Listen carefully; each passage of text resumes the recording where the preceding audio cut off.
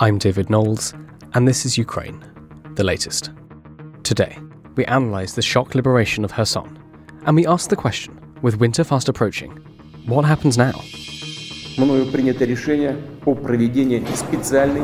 This hideous and barbaric venture of Vladimir Putin must end in failure. Putin's war in Ukraine has destabilized energy markets the world over. Nobody's going to break us. We're strong. We're Ukrainians. Every weekday afternoon, we sit down with leading journalists from the Telegraph's London newsroom and our teams reporting on the ground to bring you the latest news and analysis on the war in Ukraine. It's Monday, the 14th of November, day 264. And today, I'm joined by our Associate Editor Dominic Nichols and our Senior Foreign Correspondent Roland Oliphant. I started by asking Dom for the latest from Ukraine. Well, hi, David, and hi, everybody. A very busy weekend, a lot to get through. Apologies if it's a bit sort of scattergun. Obviously, Kherson is the focus. President Zelensky is there. I think he's still there now. He's certainly been there in the last couple of hours. He's thanked the West, the US, for HIMARS rockets, which he said were pivotal in the fight for Kherson. He's warned residents not to rush back. He's warned them of mines. That we think there's extensive mining throughout the city, if not the whole region. President Zelensky also said that investigators have already documented more than 400 what they're calling Russian war crimes. He said there are bodies of dead civilians and service personnel have been found already. That didn't stop crowds gathering all over the weekend. There were still crowds in Kherson's main square yesterday afternoon. That's without going fire. There was artillery fire coming over their heads from Kherson, the rest of Kherson region, coming over the city onto the south bank of the Dnipro, the east bank there where Russia has retreated to. But that didn't dim the sort of the feel of the crowd. They were delighted. They absolutely. You've seen images of them rushing up to the soldiers and saying, "Yeah, you're not going to leave us this time," and giving them flowers and fruit and presents. And you can imagine the atmosphere there in the city. There is still a curfew. The governor of the Kherson region said that the curfew of 5 p.m. to 8 a.m. will endure for a little while, and there'll be a continued ban on people leaving or entering the city as a security measure. But it does seem as if there are still pockets of Russian soldiers, they are not fighting. It seems as if they are either holding out or they're not there at all. But there's a lot of work going on to swamp the area with security. Now, Russia says that they got all its forces out without leaving any equipment or personnel behind. That claim is heavily contested by images on social media and reporting. So Alexei Arestovich, who's one of the advisors to the head of the office of President Zelensky, he said that they have found 5 sizable weapon depots, over 50 trucks, a helicopter. There's the image of the Mi-8 HIP. You'll find it on social media. At least 5 air defense systems, 10 artillery systems, and loads of small arms, mines, ammunition, grenade launchers, and so on and so forth. So there is quite a lot of stuff been left. Now, quite why that was, we're not entirely sure. There's some reports that the road bridge over the Novokakhovka Dam was we know that part of it has fallen. The Antonovsky Bridge, there's reporting that it was destroyed. Well, it's mixed reporting here. So it's destroyed. Mr. Arestovich is saying it was destroyed during a HIMARS attack on a convoy, and that convoy may have been included vehicles full of ammunition, which detonated, or the strike hit an explosive load set by the Russians to destroy the bridge later. We're not sure quite what happened, but there are quite clearly the spans of the Antonovsky Bridge have fallen. Mr. Rechevich is saying that the bridge went down with he's claiming 10 to 12,000 Russian troops still trapped on the right bank. So that's now in Ukrainian liberated territory. And he's saying that explains a lot of abandoned equipment as troops just dropped their stuff and rushed to the dam, the Novokakhovka Dam, which is a little bit further upstream, and went across there. So a little bit of confusion about what is left in the city, what effect it's having. But it is clear that if there's any resistance at all, it is absolutely minimal. However, there I think the Ukrainian counter IED, the improvised explosive devices teams, basically the bomb disposal teams, are going to be very, very busy making the place safe, and the Ukrainian authorities are not discouraging people from going back, but just explaining that it is still a very, very dangerous situation. A lot of unexploded ordnance, and expected a lot of areas that have been rigged with mines and what have you. So still quite chaotic, very fluid. And there's lots more to say. I'll take a little pause there. Thanks, Dom. Roland, thank you so much for joining us. Do you have anything to add to what Dom has been saying on the liberation of Kherson?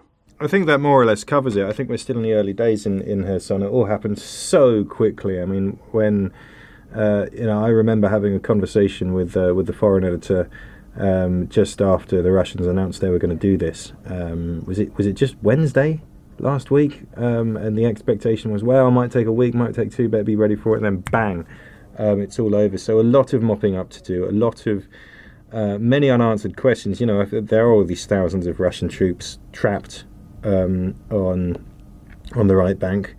Where are they? And then what happens next? So there's also this weird question about this place called the Kinburn Peninsula, or Spit, which is on the other side of the river, at the very, very mouth of the Dnieper. It flows into the Black Sea. There's this long, beautiful kind of sandbank, basically, which is technically part of Mykolaiv region.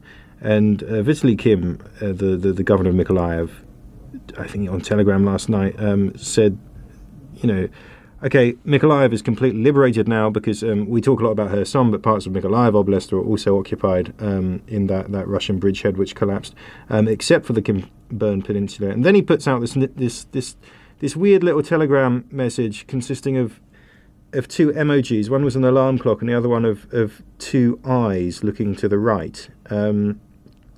And then we had all these weird kind of mentions on Ukrainian social media about a landing on this thing. Have they crossed the river? Haven't they crossed the river? We've been looking into this.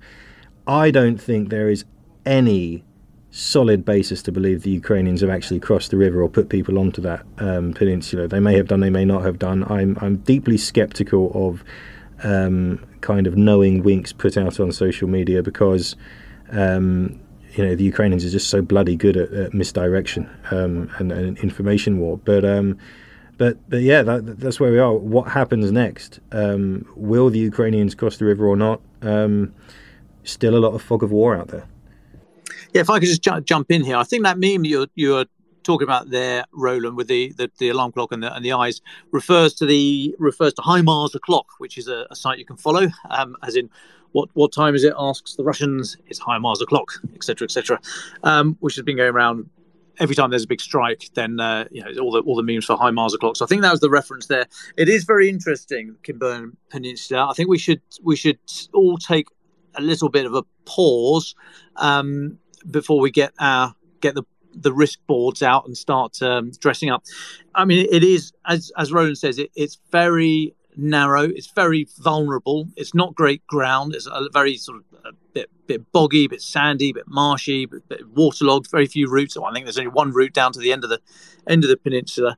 So the idea that this might be a shortcut for Ukrainian forces to get over the Dnipro and then start pressuring Russian forces from the west, I think that's a little bit fanciful at the moment in terms of any heavy equipment. I simply don't think you can get over there with the armor and any artillery systems, HIMARS or anything else that you put there. It's suddenly going to be extremely vulnerable. However, what it could be used for, it might be a good staging post for any special forces units that might want to be going around there and flying drones, because there are some hamlets there. There are some areas where there are buildings basically, so you can hide out with a degree of protection.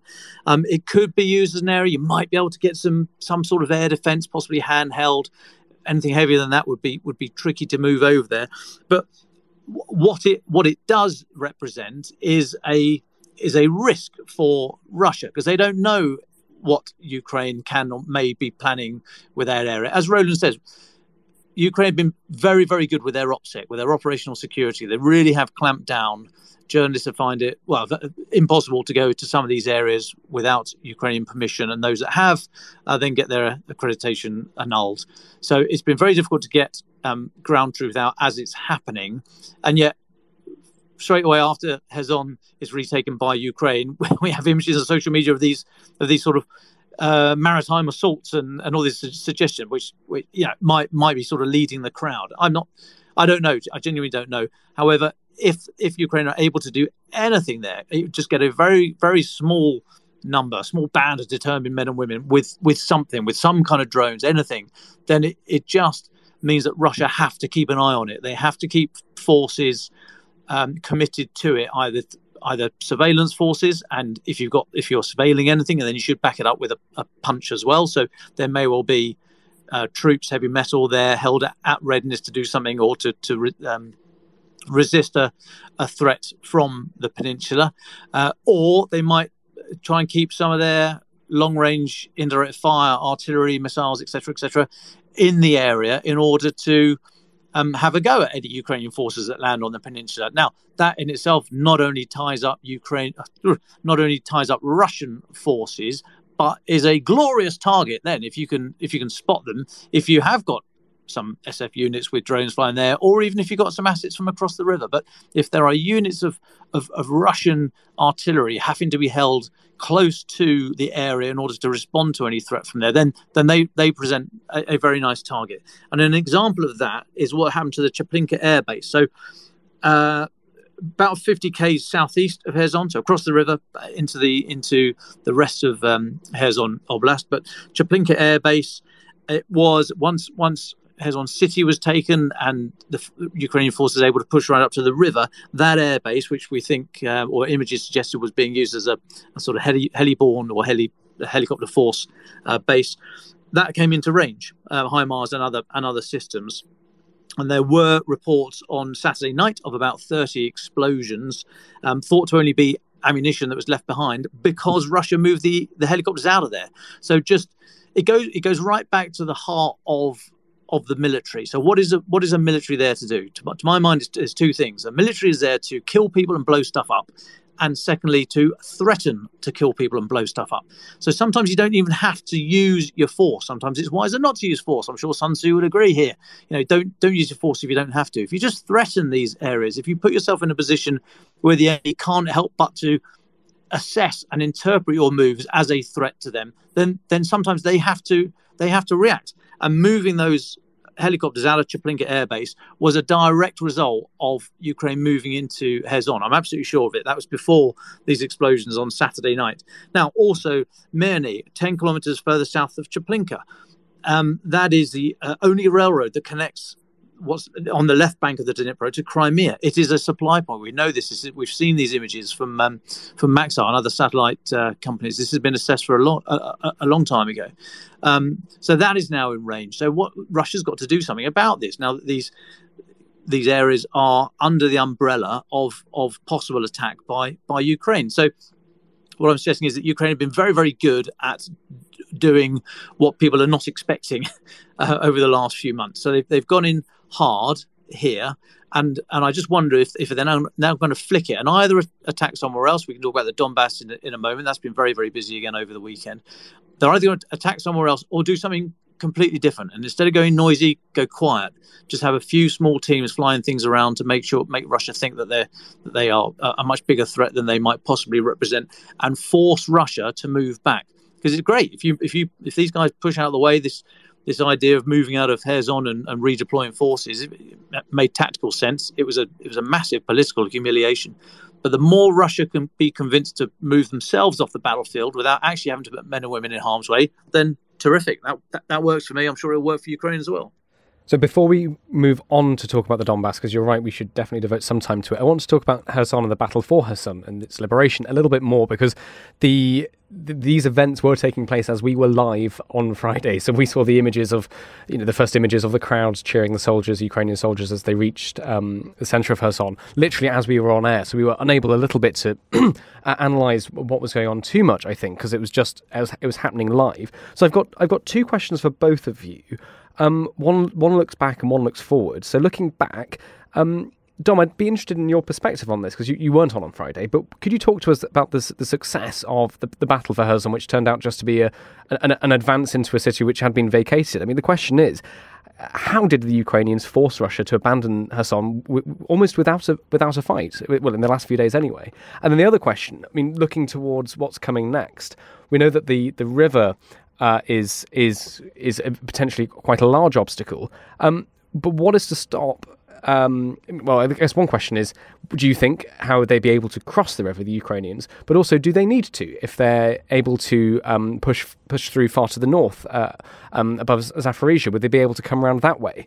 So those are two questions. Can we just ask you both the first one, looking back, talk us through the Battle of Kherson from your perspective? Well, I mean, very briefly, from my point of view, I think the Battle for Kherson happened inside people's minds. It was the correct military decision for Russia. They've been tactically out on a limb for months now there. They've shown an inability, because of their weakness and their stout Ukrainian defense. They've shown an inability to get around the corner, get through Mykolaiv and get further down the coast towards Odessa.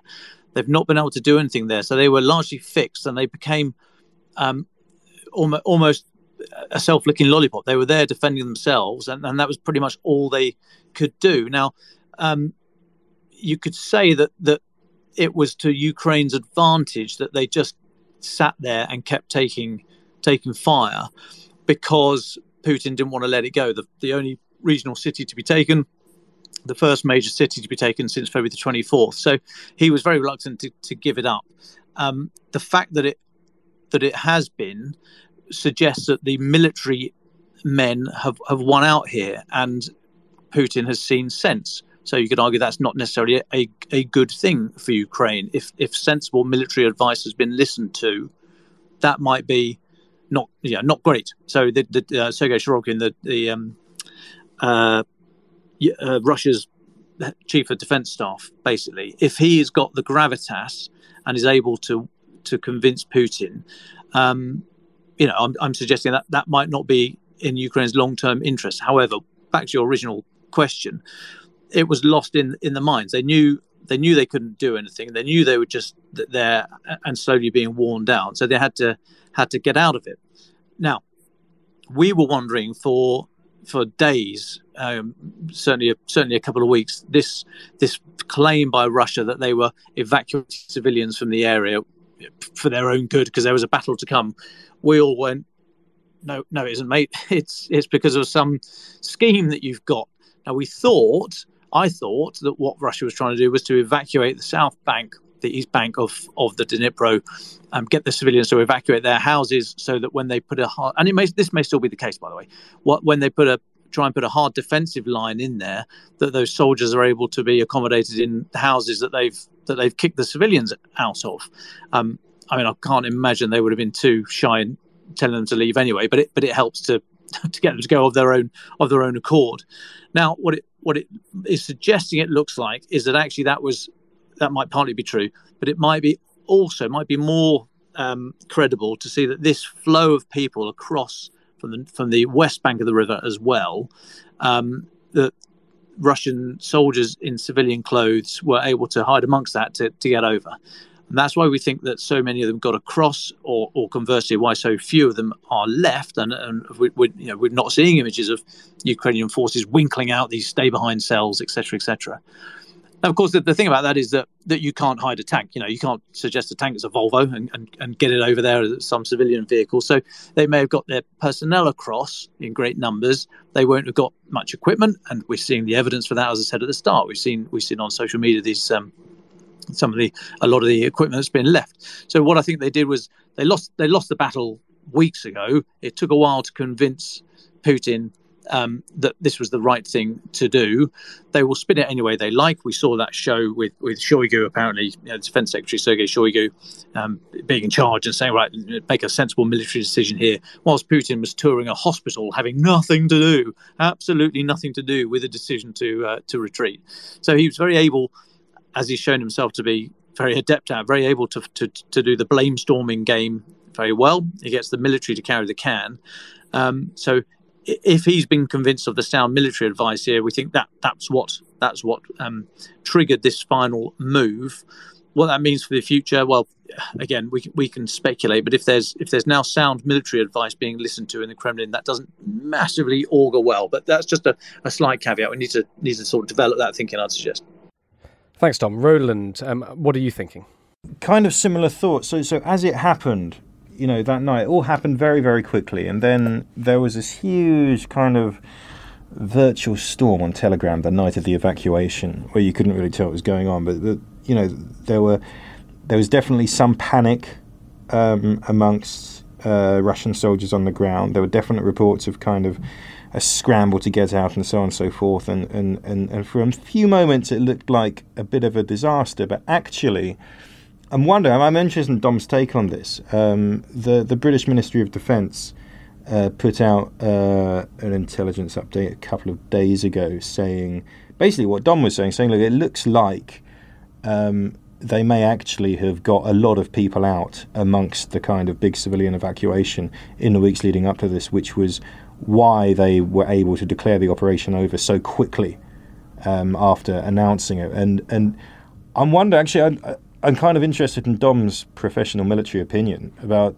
should we be giving the Russians a little bit of credit here? Because it seems to me that a lot of people were taken by surprise when we had, everybody that I can think of, from, Western officials and commentators to Alexei Reznikov, the Ukrainian defense minister, all thinking, this is going to, it's a big job. It's going to take them weeks. And it looks like, I think it's a bit early to say, and I kind of like to be there myself on the ground to ask some questions and really get a sense of what actually happened. But it looks like, in a way, that if they'd managed to organise it earlier on, this went more or less, perhaps, it was never going to be easy, it was never going to be a success, it was always going to be a bit of a mess, but more or less as they planned. Dom, do you think that a retreat like that was never going to look pretty, but maybe we should be realistic and not pretend that it's another slap in the face for Russian incompetence? Maybe this is actually Russian competence, and actually it went quite well. Yeah, I would agree with that. I think this is a well-executed plan. If their plan was to get as many of their people out as possible, if their plan was to get as much of their combat power out, that's a different matter, because we've seen a lot of equipment has been left behind. Now, we don't know what heavy equipment they had in the city and in the wider piece of the Kherson Oblast that they held up to the edge of Mykolaiv. We don't know what they had there, how many tanks and heavy equipment. Did the ground lend itself to that kind of fighting? So they might not have had a lot of stuff there to get out anyway.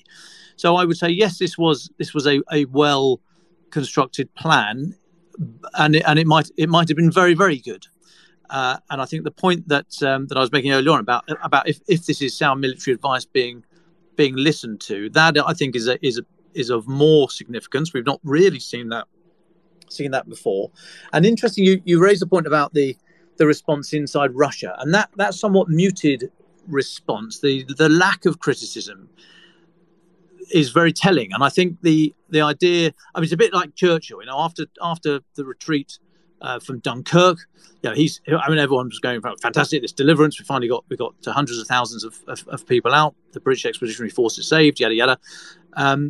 But Churchill said victories are not born of glorious retreats. You got to start going the other way at some point. However, if the alternative is absolutely losing everybody, then I'll take a glorious retreat. But I think it's very interesting that it's not surprising that it's been spun as a sensible. I don't even think they've called it withdrawal. I think they've just called it repositioning of forces. Most people would look at it and go, okay, but you should reposition them the other direction to win this thing. But there has been very little response, very little criticism, especially from the sort of blogger community, the ultra nationalist veteran community. There was a really interesting piece I'd commend people to go and have a read. Alexander Banov last Thursday in the Financial Times, he wrote about why. He was talking about how Ukraine could push Russia out of the country without it necessarily leading to nuclear war. There's this idea that, oh my God, what's he going to do? Putin sees himself as the state. If the state is threatened, that means he is threatened, and therefore he'll reach for nuclear weapons as and when. So, as Under Baunov said, I'm just going to quote from the piece here from last Thursday, but do go and have a look. He said, from the start of the invasion, there has been speculation that military failure could lead to the downfall of Vladimir Putin. The lack of clearly defined objectives makes the definition of victory uncertain. But this ambiguity also makes the criteria for defeat unclear, let alone one so bad as to endanger Putin. The fact is that Putin's supporters do not perceive the invasion of Ukraine as an act of aggression. For them, it's a retaliation against the much more powerful West. And he goes on, in the eyes of dissatisfied Russians, any form of resistance to the West is a victory, almost regardless of the end result. Even in retreat, they will console themselves with the thought of having prevented Russia's further enslavement. This is why there is no direct link between military setbacks and the weakening of Putin's power. It is as difficult for the president to lose this war as it is to win it. Domestically, even the invasion itself is a sort of victory. Okay, end of the quote there. But a much longer piece in last Thursday's FT. You can find it online. I do commend that to you. And I think this is a really interesting idea. This idea, it might be really unpalatable, but you've got to start asking. You don't have to do anything, I say, but I start asking myself, if this war ends with all currently held Ukrainian territory currently held by Russian forces back in the hands of Ukraine, with Putin still in power in Moscow, is that acceptable? As much as I'd love Putin to be gone, a glorious revolution, everyone to be friends, yada yada yada, that is almost certainly not going to happen. So would I be, and who am I to be happy or not? Safe here in London, but I would reluctantly be happy with Putin still in power if Ukraine is able to take back all of the land currently held by Russia, and the article there is suggesting that actually there is a route to that. Alexander Baunov is saying that it doesn't have to automatically lead to a massive escalation, nuclear war, etc., etc. Putin can spin this the way he's built up this idea of fortress Russia, that is him against. He's not fighting Ukraine; he's fighting NATO, just through the lens of Ukraine, and there's almost an admirable defeat to be had there. Or you can spin it as we're looking after, as they did here with the retreat from Kherson. We're looking after our people first and foremost. That's the most important thing, not to shed Russian blood unnecessarily, and so on and so forth. So I thought that was a really interesting article. Go and have a look at that. And I think that might show some sort of way, a possible future. I can't even remember if that answers your question, but I'm sorry. I think so. Can we balance this against what this... We've talked a lot about Russia now. Can we balance this against what this means for the Ukrainians? I mean, this is a massive, massive morale boost ahead of the winter. Dom, you've talked a lot about momentum and how important that is. And this surely keeps the momentum with the Ukrainian army. Can we talk about what this operation means in the war?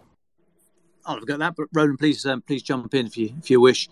I mean, it's a major victory for Ukraine in every sense of the word. I mean, it's totemic, it's symbolic for Russia. It takes back a large piece of their ground, very important piece up to the river, so more easily defended. There's a very obvious geographic line there to defend. And if you remember, it was only a couple of months ago, if that there was a lot of chat going on about Ukraine need to come up with some sort of major victory before winter if they want to shore up this political international diplomatic support and see them through to spring. Well, since then there've been two. There's been the major victory in the north, that huge rush, that headlong rush from Kharkiv to the east, and now Kherson. So Ukraine have kind of done their bit to shore up the international military support, and so you've got the success on the battlefield. You've got now got a success on the diplomatic front as well. Ukraine can turn around to the world and say, you know what, guys, we can do this. We can win this. We keep asking for more weapons, keep asking for more money. Money is very important to keep it all going. That's probably the only thing that Putin's got left, which is why he's going for the infrastructure. But Ukraine turn around and say, look, we can do this. Just believe in us like we believe in ourselves. So I think it's a very, very significant victory. I'm not so sure that they'll go totally quiet over winter. I think time would suit Putin here to get those mobilized troops forward. I mean, it looks as if they're not getting any training whatsoever, and no no equipment to speak of. But I mean, if they're there in numbers, that's all that Russia can do. So time would suit Putin, which is why I think Ukraine would keep the pressure on. Maybe not in big moves, although the ground will harden up over winter, so you can move heavy weaponry around the place. You know, it's still a very, very harsh environment for men and women and machines over the winter. But some of these smaller bits and pieces, just a few little raids here and there, will spread Russia thin. It will keep them awake, you know, the system as well as the individuals, and it will just exhaust them. I mean, they've been in the field now, Russia, for over a year. Some of the equipment, a lot of the people haven't because they're dead. You know, but a lot of the new people are not trained at all. So they are exhausted. If you look at General Mark Milley's comments, that the US chairman of the Joint Chiefs of Staff last week talking about casualty numbers, he thinks over 100,000 Russian dead and wounded. Now, he said he got a lot of criticism for it. He said he thought it was about the same on the Ukrainian side. We've no way of verifying this. But I mean, you'd have to be utterly fanciful to think that this has been anything other than an extremely bloody encounter for Ukraine as well. So they will be tired. They need to reconstitute, build up their forces again. And so it might suit Ukraine to go to shift the tempo, change the fight, do something unexpected, go on a different flank, do something other than the big heavy metal, do the small SF raids or what have you. It might suit them to shake it up a bit because they are able to, and they might need to. So what this means for the fight going forward, I can't see them trying to push across the river, partly because the bridge isn't there anymore and the dam is part of the dam has been dropped, so it would be an extremely difficult crossing, a contested river crossing, you know, horrific. So they might go around the edges, unlikely around the Kinburn Peninsula, as Roland's just been describing, but don't completely discount it. There are different ways of deploying military force. Round Zaporizhia, around the other end, further up the Dnipro River, possibly. That's a longer route. And I mean, some people, Mike Martin, for example, King's College, has suggested that if you're going to go around that way, it's better to try and motor straight south and go to Mariupol, and then try and split off the Russian forces that are in and around Crimea. So, I mean, it's a much longer way, that the eastern flank, if you like. But I think it's unlikely that Ukraine will carry on now, try and get across the river and continue some massive armoured push, because I don't think that's what they've done going into Kherson, and I don't think they've got the capability now to do that anyway. Thanks, Tom. Just a couple of points maybe to add to that, which might be interesting. I mean, there's one thing we've been pointing out by a listener, that it's around about now that lots of the Ukrainians troops trained in the UK and across Europe are starting to be fed back in, starting to sort of come back into the ranks. So they'll be boosted by that. Also, I mean, I was just on the winter war aspect of this. I was talking to a contact down in Dnipro who was saying his view was kind of lined up with yours, Tom. I think that, you know, actually it's unlikely to go completely, you know, for things to stop entirely. He was saying, look, remember, the Ukrainians have got lots of quite good Western kit, lots of winter kit. The Russians, we don't think, have much. And his point to me was, well, they're incredibly well motivated. You know, it might be very cold, it might be very harsh, but you know, they'll keep on going. The momentum's with them. They've got several victories under their belt, and they want to see what's coming next. So I thought I'd throw those two things in as well. Roland, you've been listening to all this. What would you like to come in on? I mean, on the winter thing, I'm deeply sceptical of the idea of the war must stop for winter. Yes, it is more difficult. Yes, it's until you've been through a Russian or Ukrainian winter, you know, you don't really know what it's like living through kind of -15, -20 on the street, and that's bad enough in the city. I once spent a winter in a week around New Year in a Ukrainian trench on the old front line, and oh my God, it was miserable. But look, Ukrainians and Russians both know how to fight in winter. I mean, it's not like an alien landscape for them. This war began in winter. It began in February. When the war began, the battles were with snow on the ground and people wearing winter kit. It was no deterrent. The last battle of the 2014 to 15 war, the Battle of Debaltseve, happened in January, February, in winter. You know, hard ground, freezing cold, rockets flying all over the place. It's not really, to be honest, an obstacle to fighting. To be totally honest with you. So, yes, it's obviously, you need more food, more energy, just to keep a human warm. You need more kit. You need to stay warm. You need more fuel. You're going to burn more, but it's not going to stop people fighting in and of itself. Especially once the ground begins to freeze. The difficult bit is this horrible mud. But even the mud, all right, they had terrible mud. The Russians were facing terrible mud down south in that first offensive in February, January. Sorry, when did the war start? February. They still managed to surround, Mariupol. They still managed to move. So be a little bit skeptical of these predictions that the weather must dictate everything. On where do things? I think there's a couple of things on the river. First of all, so I think it's another rule of thumb. Yes, not to rule out anybody, but particularly not to rule out the Ukrainians. And it's worth looking at this from the other side. So there's a Russian war reporter called Vladimir Tatarsky, kind of has completely the opposite kind of sympathies that we do. He reports it from the Russian side, but he put out had a video out the other day saying, look, everybody expects the Ukrainians to launch their next offensive around Zaporizhia, on the left, on the eastern bank. That's the logical thing to do because this river is so wide and so on. But he also said, well, that's the point, right? That's what we expect them to do. Don't rule them out. And he made the quite good point that, this is not the Ukrainian army that Russia was fighting even in February. The amount of Western equipment that the Ukrainian army now has is incomparable. That's a Russian voice who watches this war quite carefully, saying, "Don't be complacent about the Russians trying to come across that river." I don't want to rule it out, but I am extremely sceptical when, we had Operational Command South saying the deoccupation of Kinburn.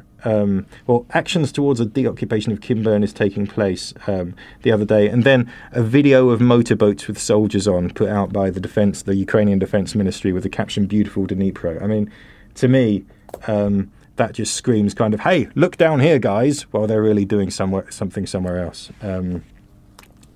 So those are my thoughts on the kind of tactical battlefield level. But there's another thing that I think is quite odd, really. I mean, as Dom was just saying there, but before all this, I remember back in summer I was talking about they need a goose green. They need a decisive battle that shows they can win and can win the battle for public opinion in the West. And they've had two immense successes now, and yet, I don't know. There is this weird sense that the conversation isn't shifting. And we've still got these remarks from Mark Milley, the chairman of the Joint Chiefs in the United States, saying, we should think about how bad World War I was, and maybe the Lal War will create a time for them to give diplomacy a chance once both sides accept they can't win on the battlefield. There's all these reports the Americans keep denying.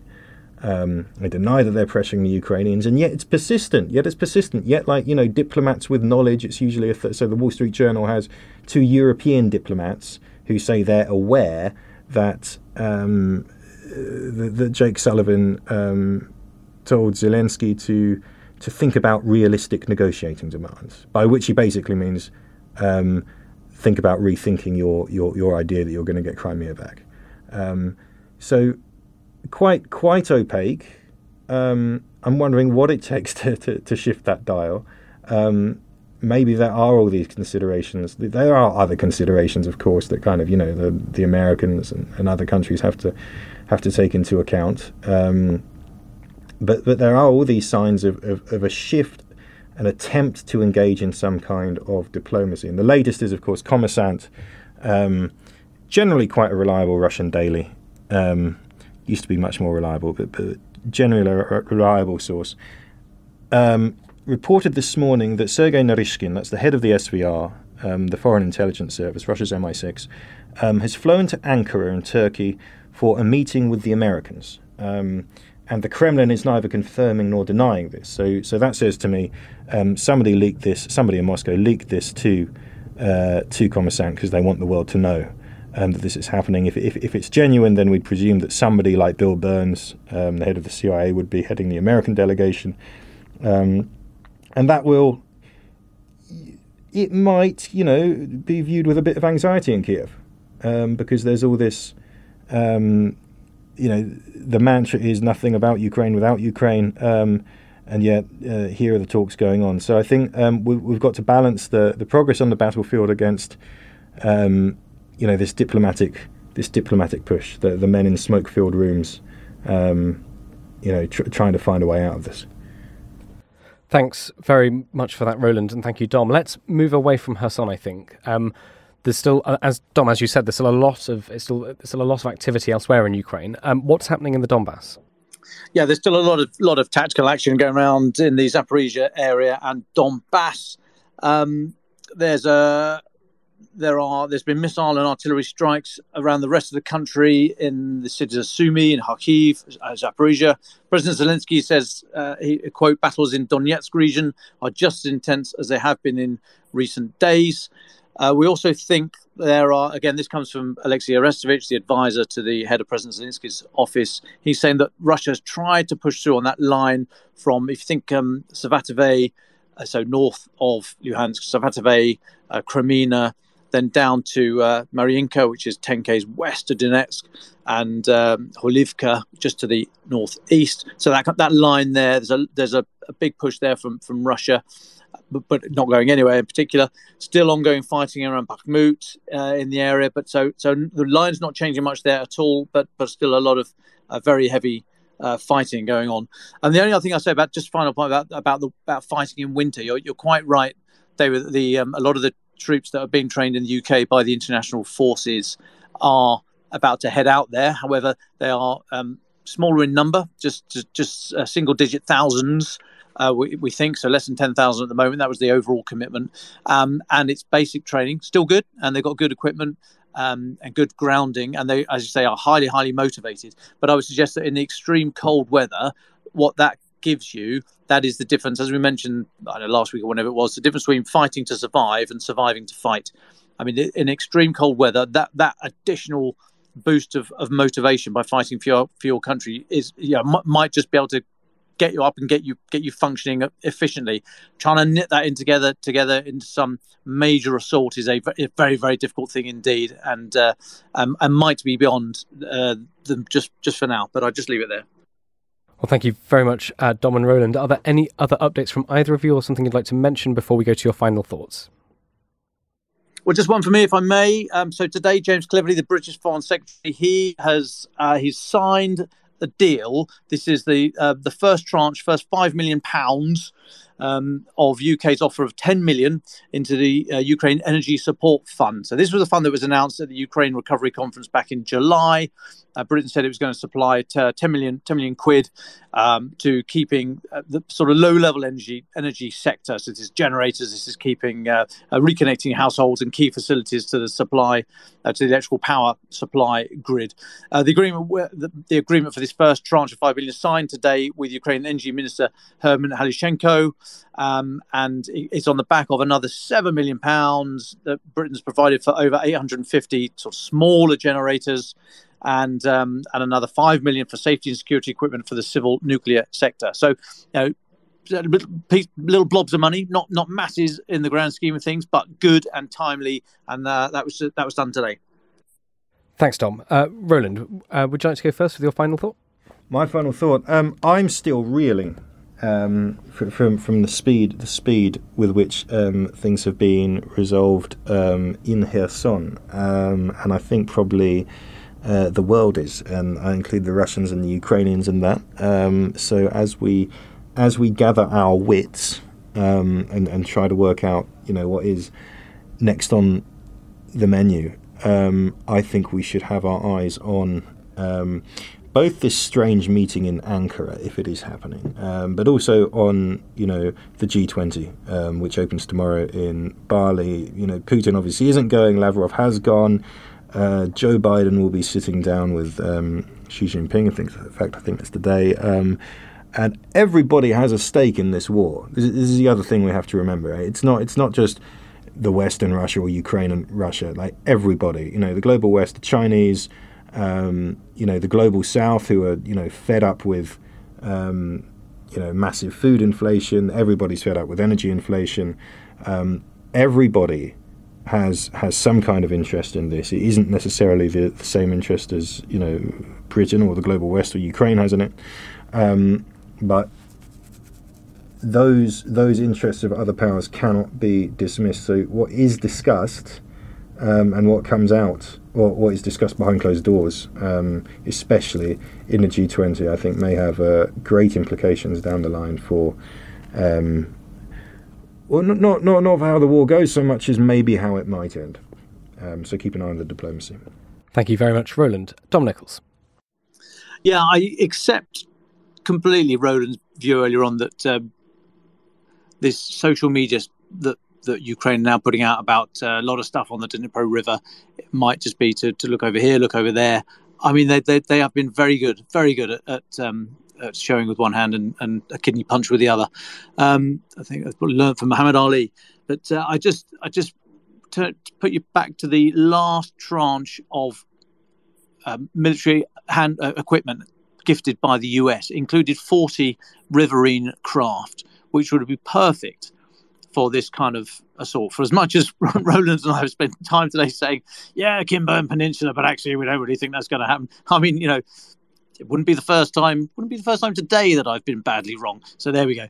I mean, Ukraine are masters at doing what you don't expect, coming from a different flank, in a different scale, in a different type of warfare.